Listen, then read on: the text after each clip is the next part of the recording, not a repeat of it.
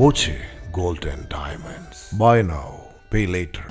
പാലക്കാട് കൊടുമുണ്ട തീരദേശ റോഡ് തകർന്ന സംഭവത്തിൽ കരാറുകാരനെ കൊണ്ട് 10 ലക്ഷത്തോളം രൂപ തിരിച്ചടപ്പിച്ചു. ധനവകുപ്പ് കണ്ടെത്തിയ ഗുരുതര ക്രമക്കേടുകളുടെ ഭാഗമായാണ് നടപടി. റോഡ് തകർച്ചയുമായി ബന്ധപ്പെട്ട് അഴിമതി ഉൾപ്പെടെ ഗുരുതര ആരോപണങ്ങളാണ് ഉയർന്നിരുന്നത്. തീരദേശ റോഡ് ഫണ്ടിൽ നിന്നും 2 കോടി ചിലവഴിച്ച് പട്ടാമ്പിയിൽ നിന്ന് കൊടുമുണ്ട തീരദേശം വഴി പള്ളിപ്പുറത്തേക്കുള്ള നിർമ്മിച്ച പാത 2 മാസത്തിനകം ഇടിഞ്ഞ് താഴ്ന്നതോടെയാണ് അഴിമതി ആരോപണം ഉയർന്നത്. പടിഞ്ഞാറേ കൊടുമുണ്ട ആശാരിപ്പടി ഭാഗത്ത് റോഡിന്റെ ഒരു ഭാഗം മീറ്ററുകളോളം ഇടിഞ്ഞു താഴ്ന്നിരുന്നു. തുടർന്ന് നടന്ന അന്വേഷണത്തിൽ സാങ്കേതികാനുമതിയിൽ നിർദ്ദേശിക്കപ്പെട്ട പണികളിൽ പകുതിയും ചെയ്തിട്ടില്ലെന്ന് ധനകാര്യ വകുപ്പ് ചീഫ് ടെക്നിക്കൽ എക്സാമിനർ കണ്ടെത്തുകയും ചെയ്തു. ഇതേ തുടർന്നാണ് ഇപ്പോൾ ഫണ്ടിലെ തിരിമറിയുമായി ബന്ധപ്പെട്ട് കരാറുകാരനെ കൊണ്ട് ഹാർബർ എഞ്ചിനീയറിംഗ് വകുപ്പ് 9.77 ലക്ഷം രൂപ തിരിച്ചടപ്പിച്ചത്.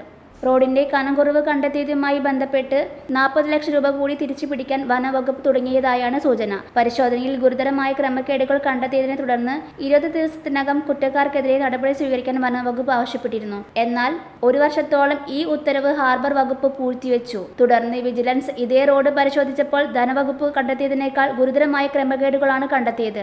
ധനവകുപ്പ് റോഡരികിലെ കോൺക്രീറ്റിംഗിന്റെ കനം പരിശോധിച്ചിരുന്നില്ല.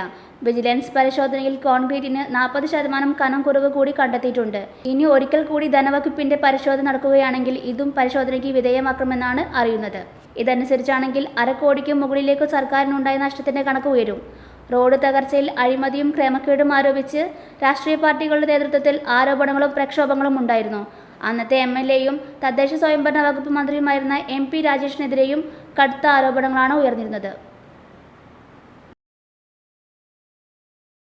Time Kids Preschool, Mannannur road, Vaniyamkulam. .view News. കാഴ്ചകളാണ് ലോകം, കണ്ടു തുടങ്ങുക.